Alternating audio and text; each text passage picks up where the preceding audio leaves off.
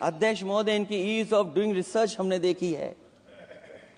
इनकी ease of doing research अपनी image चमकाने के लिए और दूसरे की इमेज बर्बाद करने के लिए ईज ऑफ डूइंग रिसर्च चल रही है। ईज ऑफ डूइंग बिजनेस, मैं देखता हूं जहां कहीं भी इन्वेस्टमेंट मीट होती है, देश के सभी मंत्री वहां पहुंच जाते हैं, सरकार के मुखिया भी जाते हैं वहां। मुझे याद है उत्तर प्रदेश में सबसे बड़ा आयोजन हुआ था इन्वेस्टमेंट मीट का। न केवल इन्वेस्टमेंट मीट इन्वेस्टर्स को बुलाया गया था, बल्कि डिफेंस एक्सपो के भी कार्यक्रम कई हुए थे। और अध्यक्ष महोदय, भरोसा ये दिलाया गया था कि जो एमओयू हो रहे हैं 40 लाख करोड़ के, उसको जमीन पर उतार लिया जाएगा। मैं इन्हीं डबल इंजन की सरकार से जानना चाहता हूं कि जो 40 लाख करोड़ के एमओयू हुए, उसमें कितना जमीन पर यह सरकार उतार पाई है। कहीं ऐसा तो नहीं है कि सरकार के डबल इंजन आपस में ही टकरा रहे हों। अब तो जो खबरें हम लोग पढ़ते हैं, न केवल इंजन टकरा रहे हैं अध्यक्ष महोदय, अब तो डब्बे भी टकराने लगे हैं। सुना है, क्योंकि दिल्ली में चुनाव है, आप इंजीनियर की डब्बा हैं। ये हमारे पुराने माननीय सदस्य हैं, आप हम एक हैं, बस जगह अलग बदल गई। जिस विभाग के मंत्री हैं वो हमारा ही काम है, आप लोग अच्छा नहीं कर रहे हैं। अध्यक्ष महोदय, दिल्ली का चुनाव है तो मैंने राष्ट्रपति जी के अभिभाषण में सुना कि यहां पर मेट्रो की जो दूरी है वो दुगनी कर दी गई है, पटरी दुगनी कर दी गई है, एक्सपेंशन हो गया है इतना। अध्यक्ष महोदय, मैं स्वीकार करता हूं दिल्ली का चुनाव है, एक्सपेंशन की बात करेंगे, लेकिन कभी आपने क्यूटो का नाम सुना है?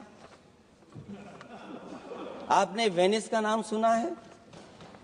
मैं अध्यक्ष महोदय आपके माध्यम से, जिसको क्यूटो बनाने के लिए सपना देखा गया था, 10 साल पूरे हो गए हैं, अभी तक वहां पर मेट्रो की शुरुआत नहीं कर पाए हैं। और अध्यक्ष महोदय, मैं ये बात इसलिए कह रहा हूं, अध्यक्ष महोदय मैं इसलिए बात कह रहा हूं कि जिस समय समाजवादी सरकार थी, जितनी भी मेट्रो आज यूपी में चल रही हैं, सब की सब समाजवादियों की देन है, एक भी आपकी देन नहीं है। और इस समय पर मैं याद करना चाहता हूं, उस समय देश के प्रधानमंत्री मनमोहन सिंह जी को जब मैं पहली बार मुख्यमंत्री बनकर के उनसे मिलने गया था, मैं बहुत सारे उनके काम उत्तर प्रदेश के लेकर के गया था।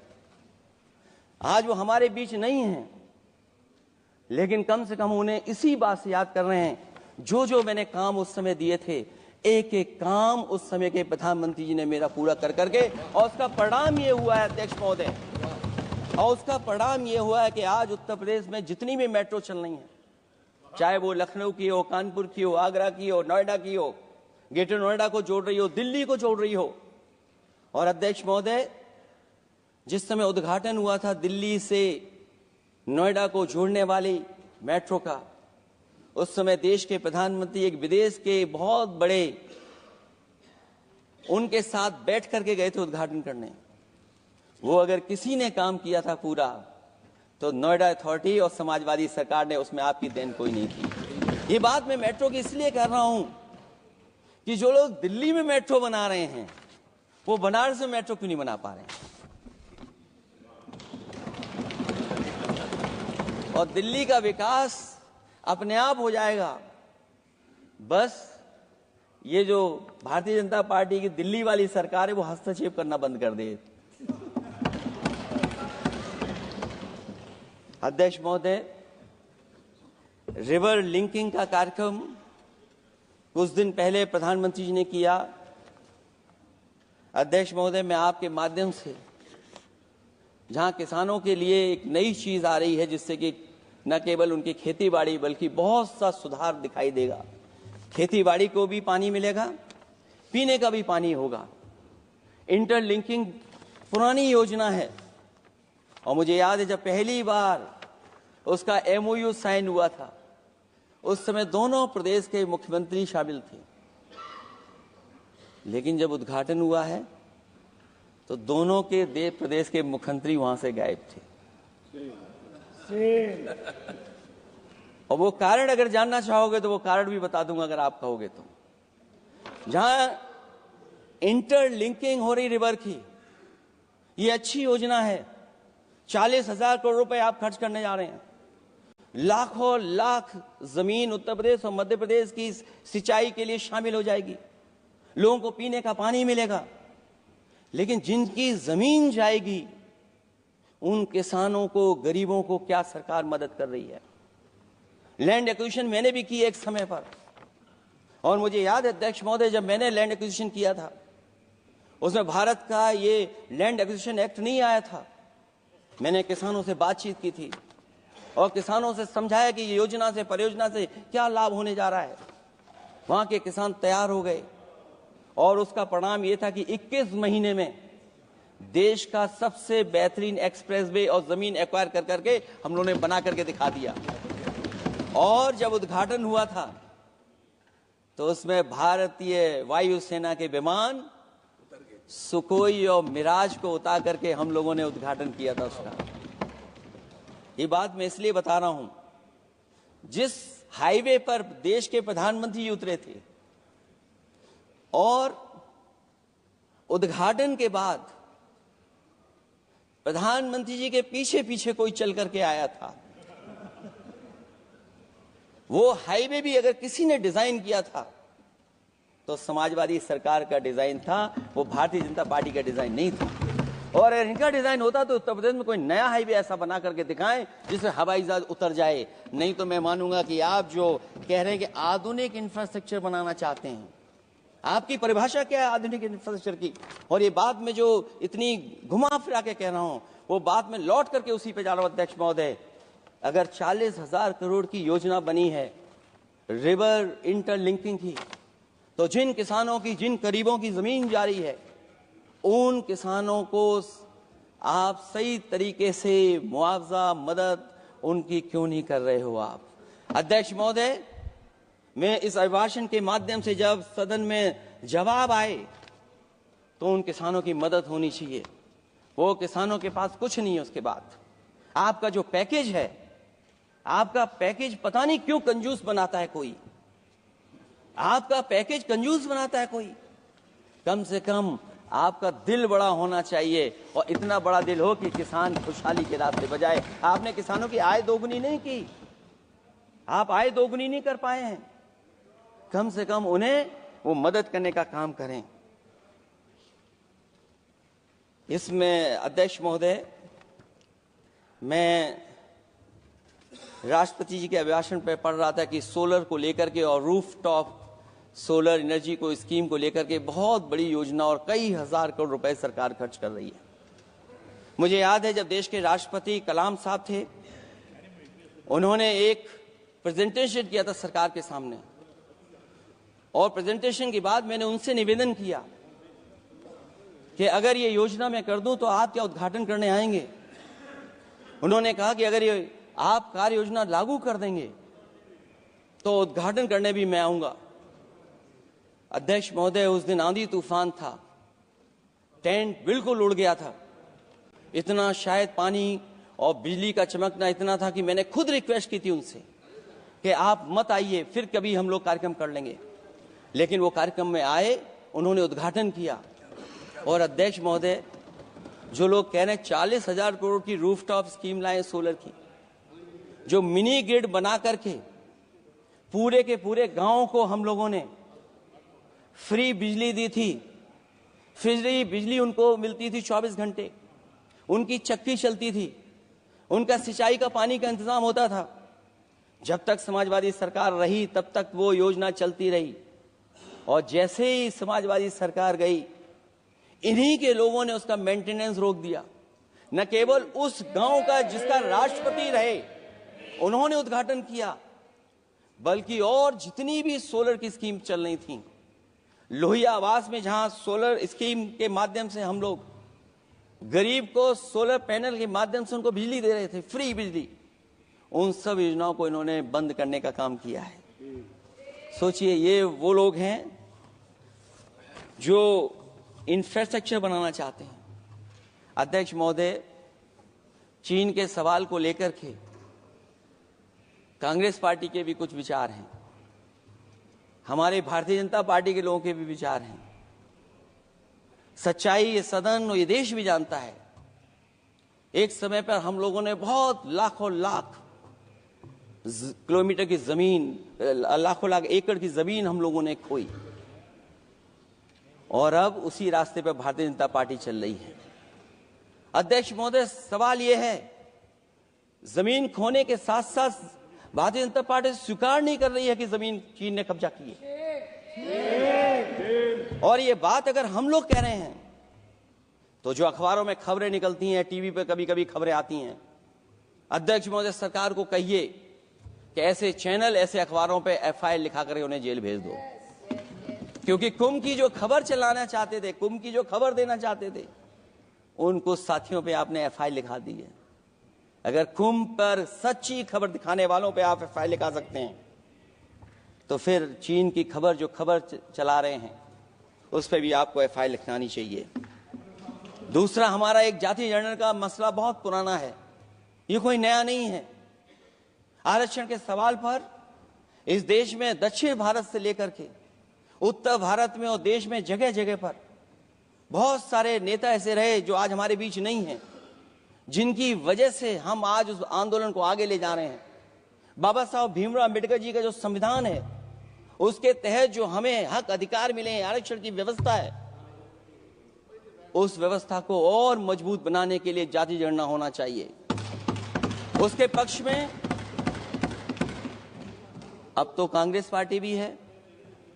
एक समय था जब कांग्रेस पार्टी उस पक्ष में नहीं थी, और अध्यक्ष महोदय, मैं बड़ी जिम्मेदारी के साथ कहना चाहता हूं, अगर उसी समय कांग्रेस पार्टी भी पक्ष में होती तो आज हमें आपके सामने खड़ा नहीं होना पता, मांगना नहीं पड़ता जाति जनगणना। लेकिन अध्यक्ष महोदय, मैं अपने कांग्रेस पार्टी के साथियों से भी कहना चाहूंगा,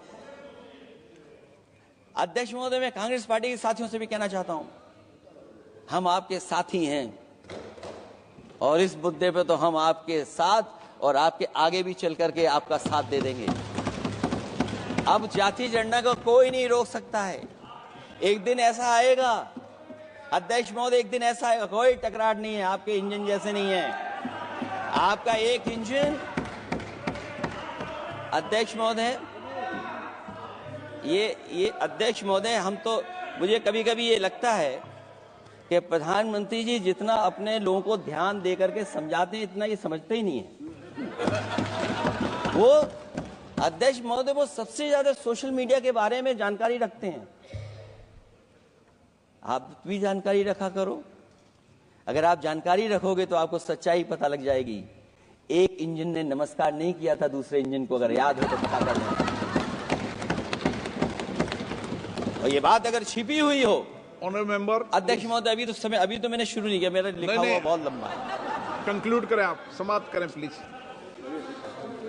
और अध्यक्ष महोदय, एक सवाल और बड़ा उठा है, नौकरी को लेकर के, रोजगार को लेकर के, और हमारे भारत की जो मैन्युफैक्चरिंग सेक्टर है उसको बढ़ावा कैसे दिया जाए।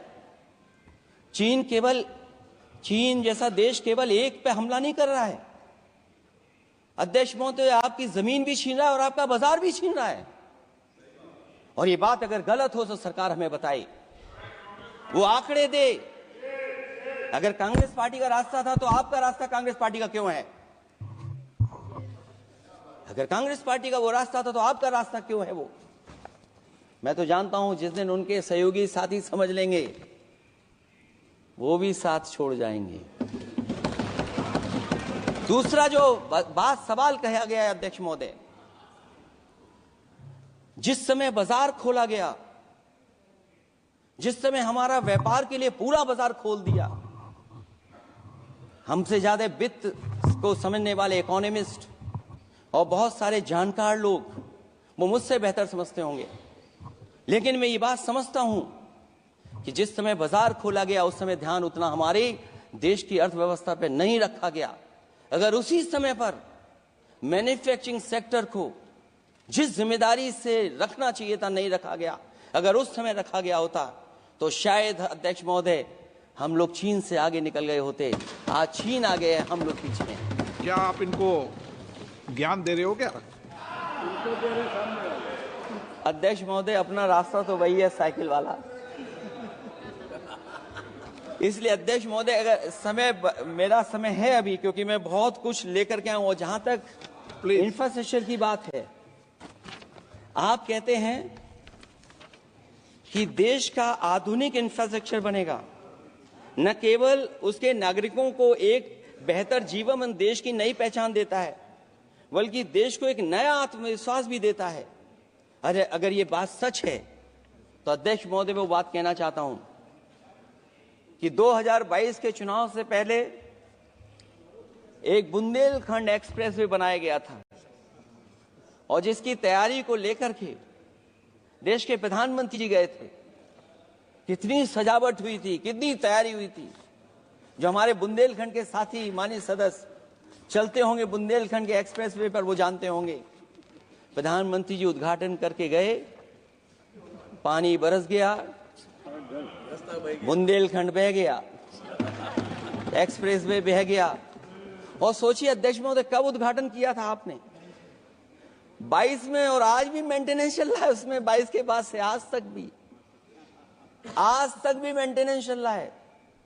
और कहीं अगर आपने जो गाड़ियां बाजार में ला दी हैं, जो बाजार में आजकल अध्यक्ष महोदय जो गाड़ियां आ गई हैं, अगर वो कहीं अपनी रफ्तार से चलेंगी तो या तो पेट दर्द होगा या कमर का दर्द होगा, दोनों में से एक के लिए तो इलाज जाना ही पड़ेगा। और वो कितने हजार करोड़ का बना? 14,000 करोड़ का। इसी तरह गोरखपुर लिंक एक्सप्रेसवे यूपी में 91 किलोमीटर। जो हमारे रोड की जानकारी रखते होंगे, एनएचआई की जानकारी रखते होंगे, वो जानते होंगे कि गोरखपुर लिंक जो 2022 में शुरू हो जाना चाहिए था, वो अभी तक शुरू नहीं हो पाया। वो 91 किलोमीटर का 7,283 करोड़ का बन रहा है। जो पूर्वांचल एक्सप्रेस वे, कभी समाजवादी सरकार ने उसको डिजाइन किया, उसको सब कुछ आगे बढ़ाया, वो 340 किलोमीटर का 22,000 करोड़ के लगभग का बना है। लेकिन जहां तक मैं बना करके छोड़ गया वहां से आगे नहीं बढ़ा। और अगर वो बढ़ गया होता तो बिहार और बंगाल के लोगों के लिए बहुत रास्ता आसान हो जाता। इसी तरह एक गंगा एक्सप्रेसवे बन रहा है, जिसके बारे में सरकार ने ये कहा कि हम कुंभ से पहले शुरू कर देंगे, कुंभ से पहले गंगा एक्सप्रेसवे शुरू हो जाएगा। अध्यक्ष महोदय वो नहीं शुरू हो पाया। मुझे लगता है जिस रफ्तार से वो काम हो रहा है, अगला जब अर्ध कुंभ आएगा तब तक ही बन पाएगा वो।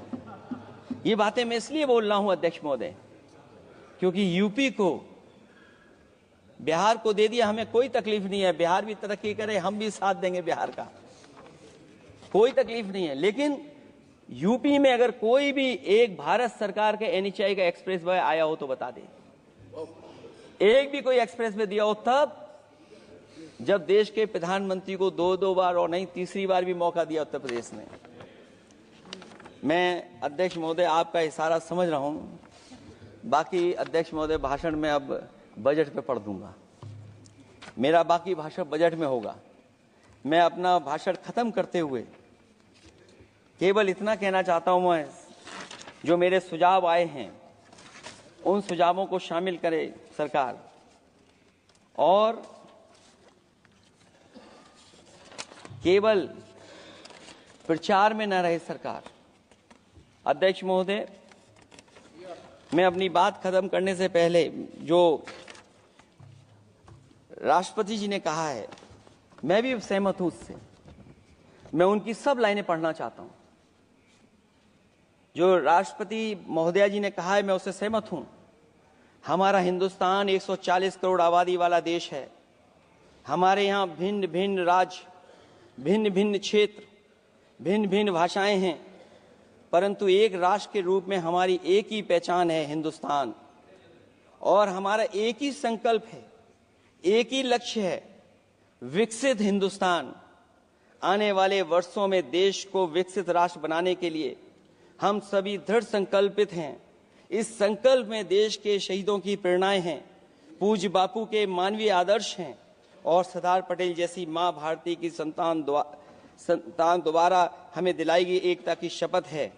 हमें इन प्रेरणाओं को आगे रखते हुए एकता के इस समर्थ विकसित हिंदुस्तान के संकल्प को पूर्ण करना है। आइए हम एक बार फिर एकता के संकल्प को दोहराएं और हिंदुस्तान के सपनों को पूरा करने के लिए कटिबद्ध हों। जब हम साथ मिलकर बढ़ेंगे तो हमारी भावी पीढ़ियां 2047 में अवश्य